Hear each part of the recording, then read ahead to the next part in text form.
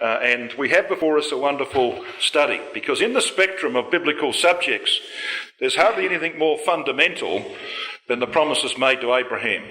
As far as we're concerned, the gospel, which of course consists of the kingdom of God and the name of Jesus Christ, this is where it all begins. Apart from Genesis 3:15, of course, this is where the promises of God in relation to the way he would fulfill his desire to redeem mankind. And so it's going to be quite fundamental, but at the same time, we're going to see the wonder of the scriptures as we proceed through this subject of Abraham. And of course, it has a very real relationship to where we sit in the scheme of things. You know, that title that we've chosen for this first study, as you well know, comes from the second epistle of Peter. You don't need to turn up, I'll just read it to you. Peter says in 2 Peter chapter 1 and at verse 3, "According as his divine power hath given unto us all things that pertain unto life," and he means eternal life, "and godliness, through the knowledge of him that hath called us to glory and virtue, whereby are given unto us exceeding great and precious promises, that by these," notice the language, "that by these ye might be partakers of the divine nature, having escaped the corruption that is in the world through lust." You cannot get a better summary of where we are going in our studies than that. We're going to see, brothers and sisters and young people, in our studies, that God didn't give Abraham all the promises at one time.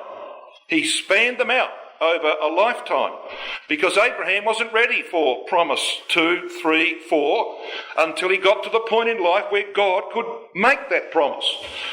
He had to span it out over that period of time because of the development of Abraham. And the same applies to you and me, as we're going to see in our study. So when he initially made the promise that we read there in Genesis 12 and verse 1 and down to verse 3, initially spoke that to Abraham in Ur the Chaldees. And he moved from Ur the Chaldees and he made his way, of course, across from Ur the Chaldees over here towards the head of, it was at the head of the Persian Gulf at the time. They were not told where they were going, and so Terah, when he got his family on the road, was wondering, well, where do we go? So you follow the river along, and they went to Haran. In fact, Haran is between the two rivers. It's a long way from Euphrates. It's a long way from Tigris. Why did Terah go to Haran? Well, Haran just happened to be the second most important place of the worship of the god Nana, or Sin, S-I-N. Has nothing to do with sin, as in transgression. That was the name of the god. It was the moon god. The most important place of that god was Ur the Chaldees, the light of the conquerors, it's called in the Hebrew. And so he left there, this prized place of the worshippers of the god, Nana, or Sin, and he went to the second most important place. And so it was from there that God called Abraham by repeating the promise that he had given to him in Ur the Chaldees. So he gets this promise of Genesis 12, 1 to 3 twice, 5 years apart, as we know from Acts chapter 7.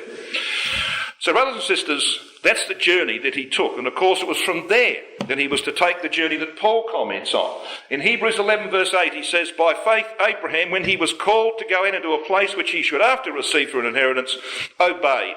And he went out, not knowing whither he went." But he was to find out, because he was to go to the land that God promised him. You know, God made 7 promises to Abraham between Genesis 12 and 22. I want to step you through those promises, and as we go through, you'll see that they're about Abraham's development. So the first one is to get him to move, to make the decisions he has to make. And when he's met the conditions, God can add additional promises to Abraham. And of course, as life goes on, those promises come one after the other, and thus there are 7 of them. And of course, we know that the number 7, amongst other things, has to do with covenant. In particular, brothers and sisters, specifically the Abrahamic covenant, because the Abrahamic covenant is stamped all over with 7s, as you're going to see in our studies. So here's the first of them, Genesis 12, 1 to 3. The first of 7 is made to Abraham, and it has 7 clauses. That's unusual, isn't it? That's the kind of structure you would expect from our God. And the first of those clauses points to the culmination of God's purpose. "I will make of thee a great nation," he says. He doesn't mean primarily the nation in the times of David or in the times of Solomon. He means at the end of the millennium, And in fact, beyond the millennium, when the promises to Abraham will be entirely fulfilled, and there will be perfection on earth, and there will only be one nation left on earth, the nation that came from the loins of Abraham, the nation of Israel. For God said, though I make a full end of all nations whither I have scattered thee, O Israel, I will not make a full end of thee. Israel is the only immortal nation, brothers and sisters, and it will go on forever in its perfected form, beyond the millennium. And that's what God means. This is typical of our God, isn't it? He gives you the final picture, the final objective right up front. I will make of thee a great nation. And we're going to see that that's where the promises to Abraham actually do end up. In Genesis 12 verse 7 we have the second of those promises where the land is promised to Abram's seed, namely to Christ, not to Abraham, because to this point he hasn't met the conditions that were laid down in Genesis chapter 12 and verse 1. You don't get the promises, you don't obtain the promises until you meet the conditions. And he hadn't met the conditions. So the land is actually promised to Christ before it is promised to Abraham. Christ, of course, is the singular seed of Abraham. Galatians 3 verse 16, we know Paul quotes this passage here in Genesis 12, and he says that seed was Christ. The third promise is in Genesis 13, verses 14 to 17. The land is now promised to Abraham because he's now met the conditions that were laid down in the first promise. And so the land is now promised to him and to his multitudinous seed. The fourth promise is in Genesis chapter 15, verses 13 to 21. This promise is about the captivity and the redemption of Abraham's people, the nation of Israel. We see in this promise the activity of the cutting of a covenant. And the promise made in the cutting of that covenant, where Yahweh passes between the pieces, not Abraham, by the way, just God, guarantees possession of the land from Euphrates to Nile to Abram's seed. In other words, Christ.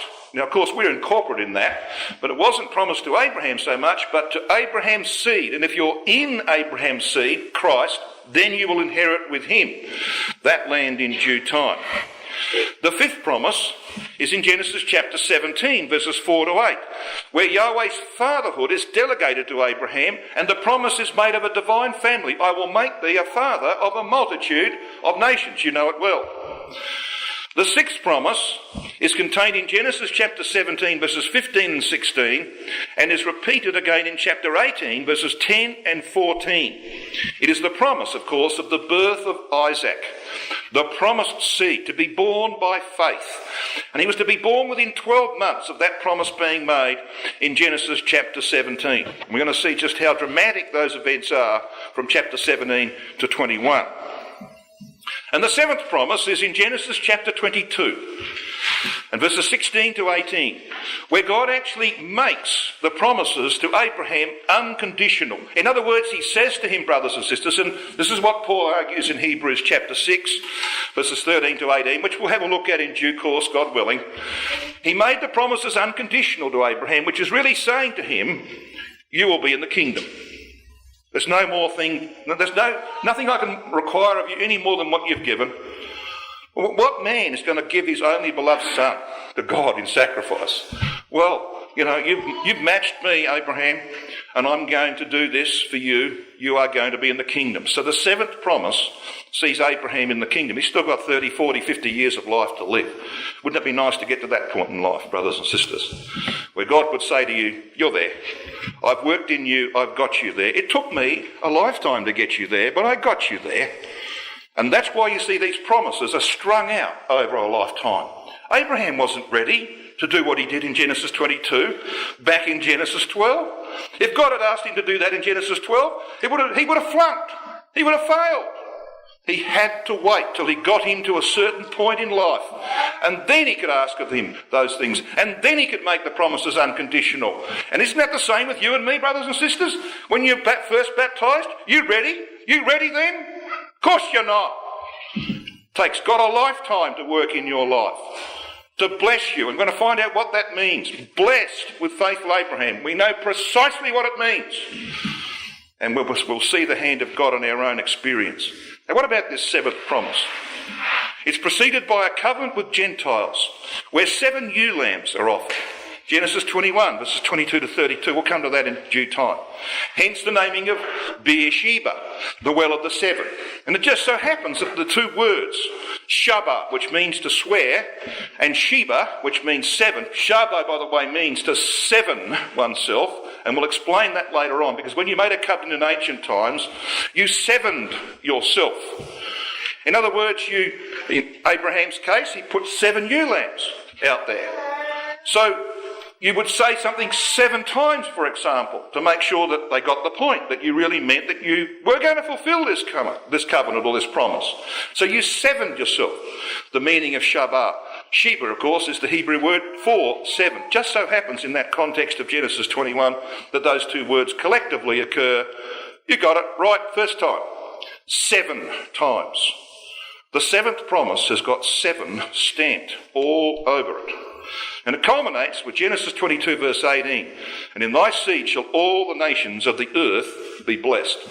God willing, in our exhortation tomorrow, we'll come to Genesis 22. We're going to see just an awe-inspiring chapter that brings this process of redemption that God is working out in the life of Abraham to a beautiful culmination. And of course, we will see ourselves in all of that. Well, that's the introduction. That's where we're going to go over the course of this weekend, God willing, as these studies unfold. I want to come back now to Genesis 12. Let's start at the beginning. Let's see exactly what God says to Abraham, or Abram as he was called then, and where this led. Now in Genesis 12 we read in verse 1 that God laid down 3 primary conditions that had to be met by Abraham.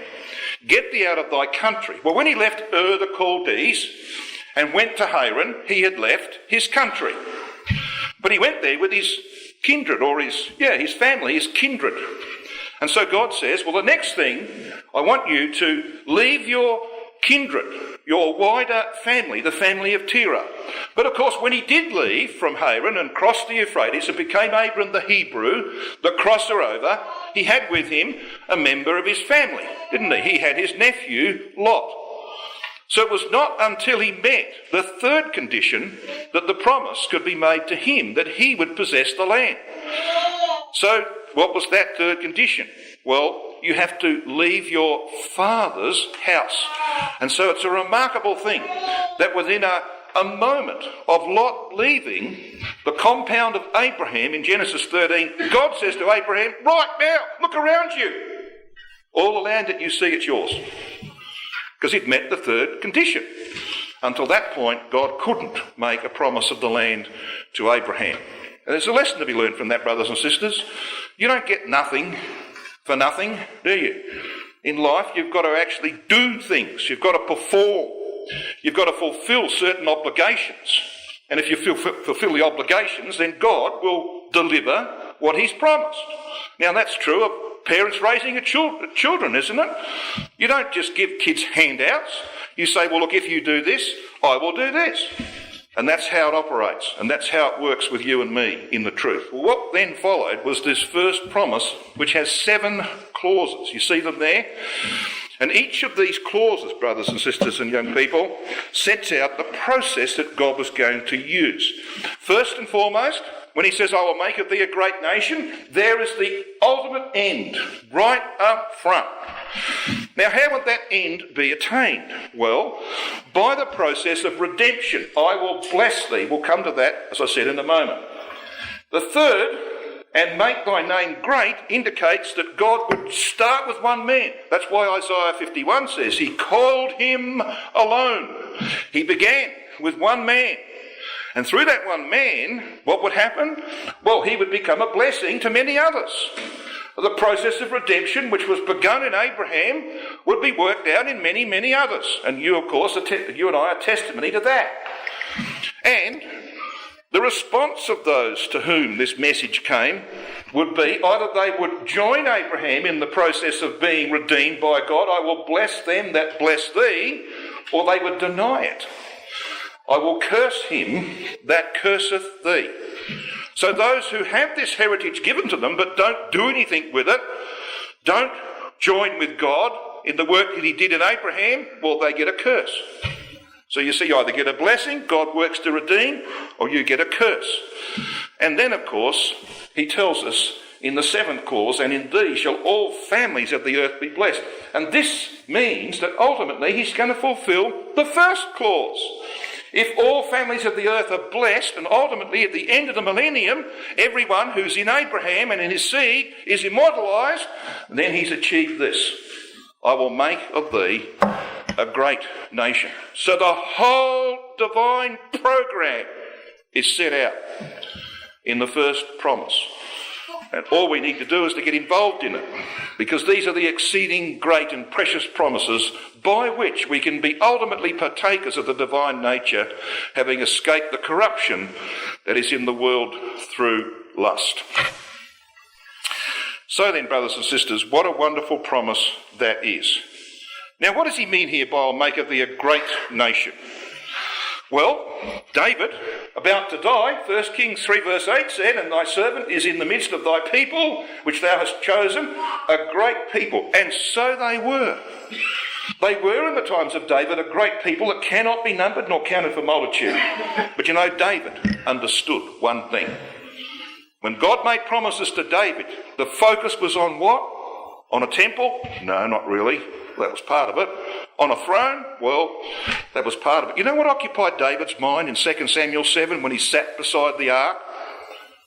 The house that God would build him. Not the house that he and Solomon would build for Yahweh, but the house that God would build for David. Now, what was that house?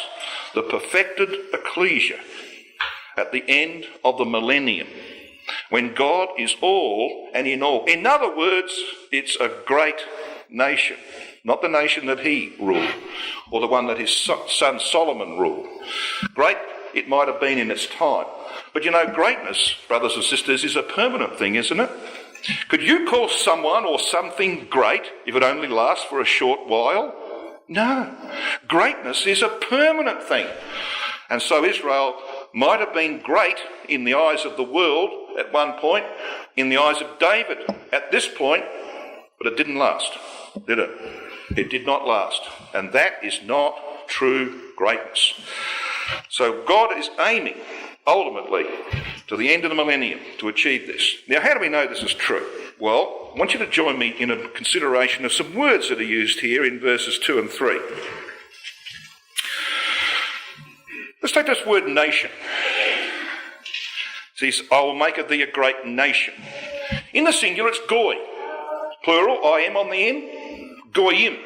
We're goyim. We're Gentiles, nations. So it has to do with peoples, generally. It first occurs in Genesis 10 verse 5 when God scatters the nations into 70 of them. It's rendered there Gentiles in verse 5 and nations. The next 4 occurrences are rendered nations in Genesis 10 verse 20, 31 and twice in verse 32. And the 7th occurrence, notice this, the 7th occurrence of this word, goyim, is in Genesis 12 verse 2. I will make of thee a great nation. So this one's staring you in the face. First clause of the promise. It's the 7th occurrence of this word in the Hebrew in the Bible. And the word great that precedes it, gadol, this is also the 7th occurrence of that Hebrew word in the Bible. You think there might be some sort of design in this? Well, I'm pretty sure there is some design in this. Because when you come to the word families, in thy seed shall all the families of the earth be blessed, which is the 7th part of that first promise. This word means a clan or a family or a tribe, hence a people or a nation. It first occurs in Genesis 8 verse 19, rendered kinds in the King James. The next 5 occurrences are rendered families, Genesis 10, 5, 18, 20, 31 and 32. The 7th occurrence of this Hebrew word just happens to be in Genesis 12 verse 3. In thee shall all families of the earth be blessed. Even the word blessed, the word barak, the 7th occurrence in the Old Testament is in Genesis 12 verse 2. I will bless thee. Okay? The 10th, because there's 2 more between the 7th and the 10th. The 10th is this word, the last word of the promise. In thee shall all families of the earth be blessed. 7, Abrahamic covenant number. 10, you know what 10 stands for in the Bible? All. Yes, exactly. The Abrahamic covenant will ultimately bring a blessing to people of all nations. Got a bit of a feel for the structure behind this first promise, brothers and sisters, young people? It's by design. The divine mind is here at work. So what does it mean? What does it actually mean to be blessed with faithful Abraham? Now, if you went to a church around us, they'd probably have someone there, sprinkling holy water on you or waving an incense thing, and you get a blessing. You've seen that garbage, haven't you? All right? Let's find out what the scripture means by being blessed with faithful Abraham. You need to come with me, if you would, to Acts chapter 3. And it'd probably be a good thing as we proceed with our studies that the chapter we're dealing with, and this happens to be Genesis 12, you might want to just put something in that so you can get back there quickly for the sake of time. Acts chapter 3, of course, is Peter's speech on the day of Pentecost, where 3,000 are baptised at the end of that day. And this is what we read. As I said, this word blessed that we've been talking about in Genesis chapter 12, verses 2 and 3 is barak. It occurs 4 times in the promise, and 4, of course, is the number of righteousness, as we're going to see as we proceed. In Acts 3, I want you to read with me verses 25 and 26. This is Peter. This is the culmination of his speech, and he says this.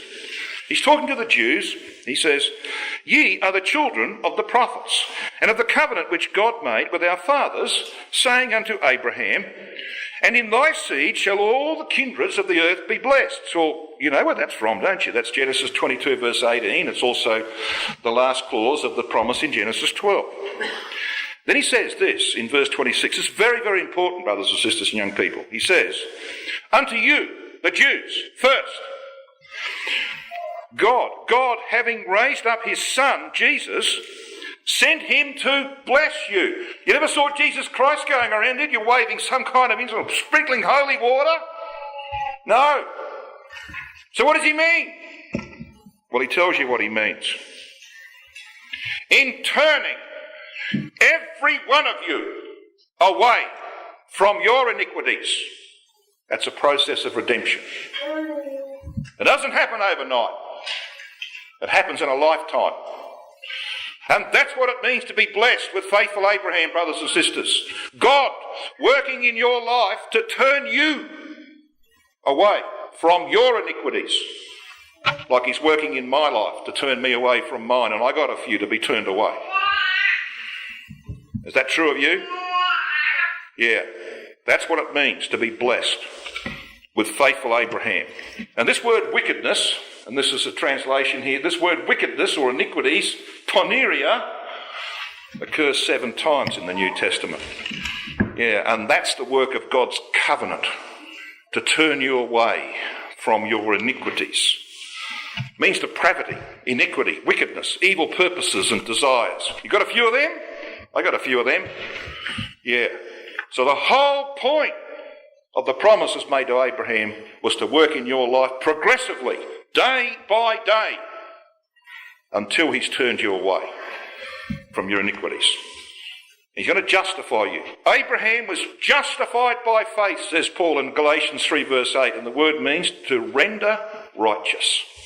Yeah, and that's the process that's worked out through these exceeding great and precious promises whereby you might escape the corruption that is in the world through lust, that you bear in your own nature and share in the divine nature in due time.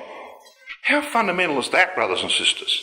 That's what life in the truth is all about, isn't it? We don't come to the meetings because it's on the schedule.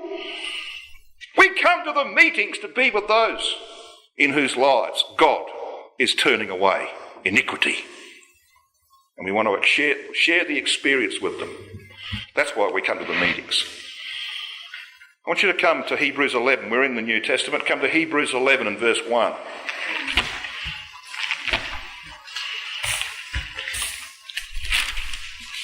Now, very familiar territory, isn't it? This is the process, brothers and sisters. Justified by faith. Made righteous, rendered righteous by faith. Not just imputed righteousness, that's just part of the process. It's about changing the way you live your life. So in Hebrews 11 verse 1, we read these words. Now faith is the substance of things hoped for, the evidence of things not seen. For by it the elders, Abraham, Isaac, Jacob, obtained a good report. How do we know he means them? Well, he tells us about them in verses 8 onwards. He tells us about the patriarchs, the elders. They obtained a good report. And so, brothers and sisters, so can we. Now, we know what this word substance is. It's the word hypostasis. It means to set under, to support, to have a foundation. And Brother Thomas translates it, faith is the confident anticipation of things hoped for, a full persuasion of things not seen. The Revised Version says it's the giving of substance. So faith gives substance to things hoped for. It makes them real in your life. And it provides evidence for things you have not seen. I never saw Abraham. You never saw him either, did you? But you can go back and look at his life and you can see yourself in him. The scripture allows you to paint the picture of the reality of Abraham. You believe it, you believe what God did in his life, and you know God's doing the same in yours. That's what faith does for you. It gives you evidence of things you have not seen. So Brother Thomas comments this way. He says, faith is reality and proof. The person who has it embraces certain things promised as realities and certain transactions as things proved. I don't need to prove to you the reality of Abraham, do I? You believe that along with me.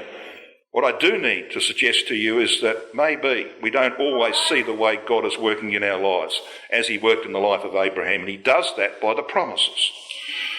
And we're going to see how that works itself out. Let's come back to Genesis 12.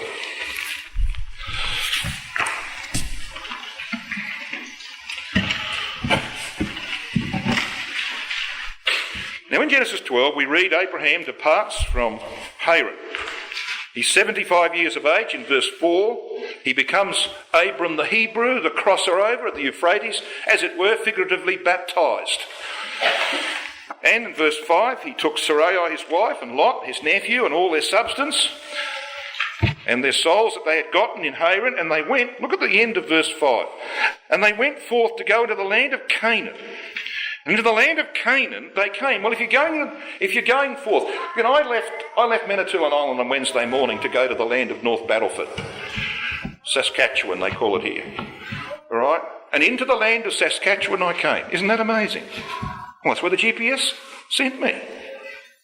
You know, you want to read your Bible carefully. Why does it say that? They went forth in the land of Canaan, and in the land of Canaan they came. Read the next verse. And Abram passed through the land unto the place of Shechem, unto the oak of Moreh, and the Canaanite was then in the land. Surprise, surprise. So when I came to the land of Saskatchewan, what did I find? Saskatchewanese.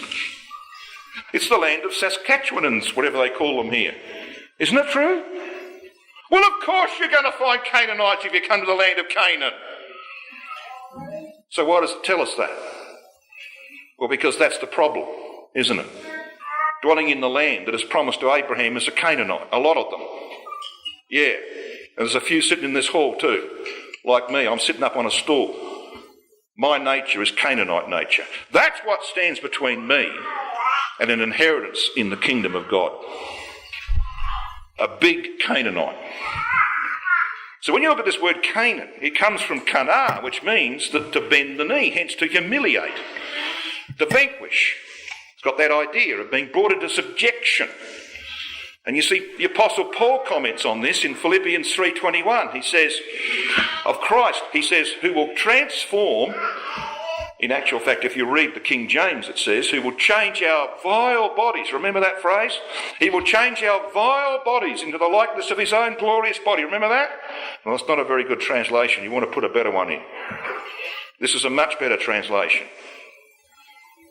He says, actually, who shall transform the body of our humiliation, which is the meaning of Canaan. The body of our humiliation, to its becoming conformed to the body of his glory. I can't speak for you. I think I probably partly can. But I know what my body does to me. It humiliates me by sin and by weakness and frailty. That's why I'm sitting down right now. It humiliates me. Can't wait for the day of change, brothers and sisters, to get rid of the Canaanite. So you see, when Abraham came into the land, he was confronted by Canaanites, and so are you and I. So what do you do about that? Well, you make choices. That's why it says in verse 6, he came to Shechem. And Shechem is the place of choice. Now, if you looked, we're looking from the east here. This is Mount Gerizim, the Mount of Blessing in the Old Testament. This is Mount Ebal. You see, it's a bit higher. It's the Mount of Cursing. This is where Israel was brought in Joshua chapter 8, remember? And half the nation was on Gerizim and half on Ebal, and they shouted the blessings and cursing to the Lord across the valley. Yeah. Jacob's well is in here in the middle. Okay, so if you have a look at if you're standing above a man and you've got past his bald head, whoops, let's go back there. Let's just go back one step. Somewhere there's a line here. I don't know what's happened to that. Anyway, if you have a look down, it's like looking down on the shoulder blades of a man from upstairs. Got the idea? Yeah, that's what Shechem means. It means the back or shoulder, the place of burdens. Hence the shoulder of burden. And of course Shechem is all about making choices, isn't it? Go through the history of Shechem. Wherever you meet it, it's about making choices. To accept, to bear responsibility. That's where Abraham comes. See verse 6. Abram passed through the land at the place of Shechem. And it says plain in the AV, it means the oak, the symbol of strength and durability. To the oak of Moreh, the teacher. Yeah, teaching's got a lot to do with it as well. You see, brothers and sisters, the same principles apply to you and me. And verse 7 says that Yahweh appeared unto Abram. This is the second time he appears to him and says, unto thy seed will I give this land. So the land is promised to Christ before it's promised to Abraham because he hasn't met the conditions. And Paul says in Galatians 3:16, now to Abraham and his seed were the promises made. He saith not unto seeds as of many, but as of one, and to thy seed, which is Christ. So Christ is promised the land before Abraham. And Paul cites Genesis 13 verse 15, which in turn is a repetition of Genesis 12 verse 17. And we're going to see that Christ now already has a title to the land when he hasn't been born yet. He's a long way from being born. He's got a title to that land because God is not going to fail. Abraham might not ultimately possess the land depending on what Abraham does and the choices that Abraham makes. But Christ will possess it because God wasn't going to fail. You and I might fail, brothers and sisters. We're still in probation, aren't we? But Christ will take possession of the land. That's the key lesson here. So the challenge for Abraham was to meet the conditions, just like it is for you and me, to meet the primary conditions that are laid down for an inheritance in that land. Get thee out of thy country, from thy kindred, and from thy father's house. So come with me to Genesis 13, verses 14 to 17. Now, you know the story. The first 13 verses are about the fact that when they came out of Egypt, Abraham and Lot had a lot of possessions, too many flocks, herds, etc. There was a famine in the land. It was difficult for them to find feed for their animals. There was strife between Abraham's herdsmen and Lot's herdsmen. And Abraham said, look, we can't go on like this. You choose, you go somewhere else. You choose where you like, and I'll go the opposite direction. We know what Lot did. He chose the plains of Sodom and Gomorrah. And ultimately, of course, that cost him dearly. He went down to Sodom and Gomorrah. But look what it says in verse 14 of Genesis 13. And Yahweh said unto Abraham, notice the language, after that Lot was separated from him. There it is. And from thy father's house. There's the meaning of the third condition. Lift up now thine eyes and look from the place where you are, northward, southward, eastward, westward. For all the land that you see, it's yours, and to your seed after you. See, he met the conditions. Come back to chapter 12 and verse 8. Where does he go after Shechem? Verse 8. And he removed from thence unto a mountain on the east of Bethel, and pitched his tent, having Bethel on the west and Hai on the east. And there he builded an altar unto Yahweh, and called upon the name of his God. And he went on further from there, south. And of course we know the principles. I don't need to go into these, brothers and sisters. We know what these places represent. Bethel means the house of God. We know that that's picked up by the Apostle Paul in 1 Timothy 3 when he says that if I tarry long, that thou mayest know how thou oughtest to behave thyself in the house of God, the meaning of Bethel, the house of God, which is the ecclesia of living God, the pillar and ground of the truth. And we know that's a reference to the stone which Jacob had used as a pillow, which he propped up, made into a pillar, poured oil on it, anointed it, and said, this is the house of God. And the angels of God are ascending and descending upon him. We know that Bethel has got to do with the house of God, the ecclesia. But what about Hai? Well, it means ruin. And it's back towards the east from whence Abraham had come. He'd left behind her the Chaldees and all the godless, idolatrous things of that place, and he had to make a choice again. He had to make a choice between the house of God and returning to ruin. And that requires sacrifice and commitment, and that's why it says there, he made an altar, sacrifice, and he called upon the name of Yahweh. He made a commitment. Right? He made some choices. He'd made his choices at Shechem to accept responsibility. Now he makes his choices in the house of God, the ecclesia, to sacrifice his life to his God, to commit his whole life to his God. That's the process, isn't it? This is how God turns us away from our iniquities. So here we are, brothers and sisters. Back in 2010, by the way, sorry, Dan, we didn't stop here at Bethel on the trip last year. But in 2010, when we were here in the West Bank, we were standing on what is alleged to be, and I think most probably is, Bethel. And you see there's a road. Can you see there's a road here? It's a double-lane highway which goes along the central massif of the land. Now, the Palestinians can't use this. It's just for Israelis. But anyway, over here is Hai, just over the lip of this hill here.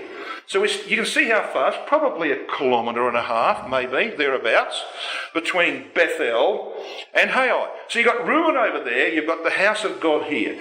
And that, brothers and sisters, is the choice that Abraham had to make, just as you and I have to make it. We've got to press on. We've only got 12 minutes to go on this session. I've got a few things I want to say about the end of this chapter that are very, very important. Come down to verse 9. And Abram journeyed, and going on still toward the south, and it was to cause some issues. Verse 10. And there was a famine in the land, and Abram went down into Egypt to sojourn there, for the famine was grievous in the land. South Negev means parched. Yeah, and it was a parched area that he'd come to. So the challenges still come to this man. He's had the Canaanites in the land. He's had to come to Shechem and then to Bethel and to make some choices before his God. And now he's got another choice to make. Do I stay here with the Canaanites, or do I try and find an easier way of life down in Egypt? Well, the Canaanites didn't go to Egypt, did they? The Canaanites stopped back in the land of Canaan. Did they all perish? No. Did they have God's help? No. But they survived. So I reckon Abraham might have survived if he'd stayed. We can make silly choices in life, can't we? We can make a mess. And that's what Abraham made. He made a mess of things, brothers and sisters, because he gets down there and he says to Sarai, his beautiful, fair-skinned wife, amongst the people of dark skin, the Egyptians, and they would look upon a fair-skinned woman, even at her age, and say, wow, never seen one like that before. And so he said, they're going to kill me. They'll kill me. You say you're my sister. It's a half-truth. It's a white lie, isn't it? And it causes huge problems. Brothers and sisters and young people, especially young people, if there's one thing that God needs to do in our life to turn us away from our iniquities, is to make us as he is. And you know what the leading characteristic of God is? Don't say mercy. You know what it is? Truth. Truth and honesty and integrity. And emeth, the word he uses, brothers and sisters, means stability, certainty.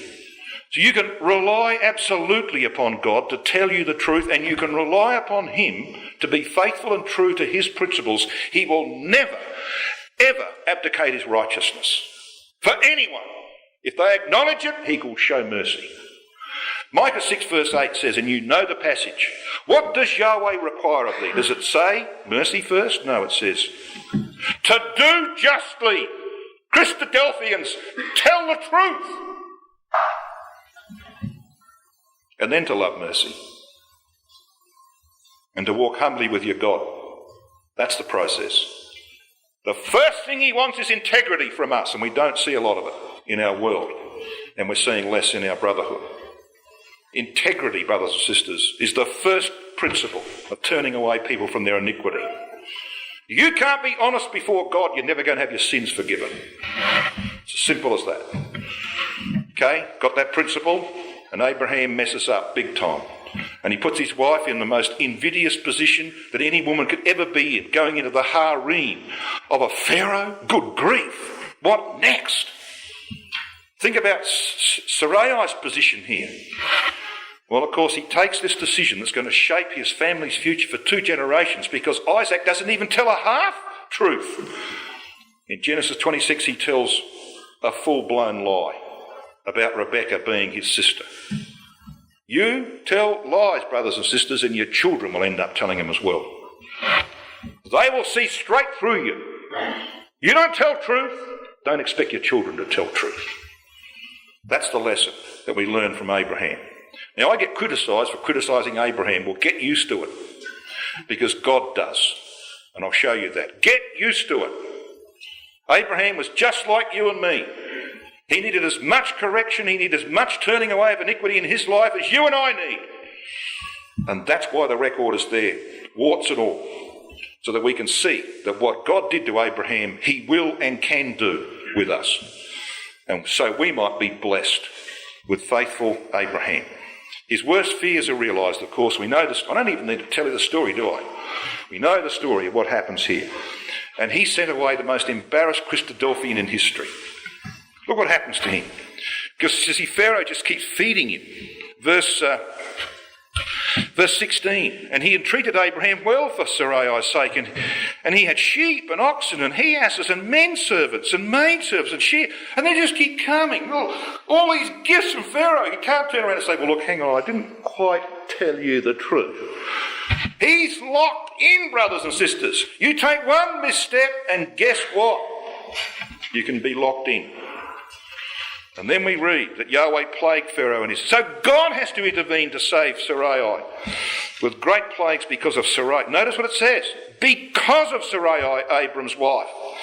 And Pharaoh called Abram and said, what have you done to me? I thought you were a Christadelphian. Weren't you? You're not a Christadelphian, are you? The Christadelphians tell lies? Get out of here! And he sends him away. The most chastened Christadelphian in history. And he comes back full. Got all this stuff which is going to cause trouble. Isn't that the way it works? Yeah. How do you get out of that, brothers and sisters? Well, you can recover from mistakes, and so does Abraham. You can recover. And that's the story of chapter 13, verses 1 to 4. And Abraham went up. You see, he went down into Egypt. You're always going down when you're going to Egypt. He went up. He's ascending. When you're coming out of Egypt, you're always going up towards God. He went up out of Egypt, he and his wife and all that he had, and Lot with him to the south. And Abram was very rich in cattle, silver and gold. He went on his journeys from the south even to Bethel. Yeah! Go back to the house of God, where you made your initial decisions. And you made a choice between ruin on the one hand and the house of God on the other. That's what you've got to do, brothers and sisters. He goes up towards God, very rich but troubled. And you see, that word in the Hebrew there in verse 3, at the beginning, it is tequila. It means beginning or first. But there's another word used here. Look, just read on. At the beginning, between Bethel and Hai, unto the place of the altar. Yeah, go back to the principle of sacrifice. All right? Relate yourself to the house of God. Go back to the principle of sacrifice. And it says, where he had made the altar at the first. Pick up those words. At the first. That word first is Rishon in the Hebrew. You ever heard of Rishon LeZion? It's the first kibbutz that was built in Israel. They called it Rishon LeZion because it means the first to Zion. Okay? So this word complements this word tequila. At the beginning. At the first. Go back to Taurus. Brothers and sisters, if you fail, and you will, like I do, you know what the answer to that is? Go back to where you began. I don't mean go back and have to be baptised again. I mean go back and remember the commitment you made. The commitment you made at your baptism. And renew it. And say, well, I'm sorry, I messed up.